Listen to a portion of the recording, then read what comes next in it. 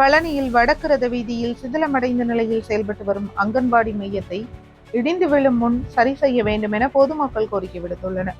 திண்டுக்கல் மாவட்டம் பழனி நகராட்சிக்குட்பட்ட 33 வார்டுகள் உள்ளது. இதில் உள்ள 7வது 8வது வார்டுக்குட்பட்ட அங்கன்வாடி மையம் செயல்பட்டு வருகிறது. இந்த பகுதியில் உள்ள 30க்கும் மேற்பட்ட குழந்தைகள் பயின்று வருகின்றன. இதில் சுற்றுச்சுவர் சிதிலமடைந்து காணப்படுவதாலும், சமையல் செய்யும் கூடத்தில் பெரிய பொந்துகள் உள்ளதால், விஷ ஜந்துகள் மற்றும் அருகிலேயே மரம் உள்ளதால் மரத்திலிருந்து பூச்சிகள் மேற்கூரை மீது விழுவதால் குழந்தைகளுக்கு அரிப்பு, சிறு காயங்கள், பாதிப்பு ஏற்படுகிறது.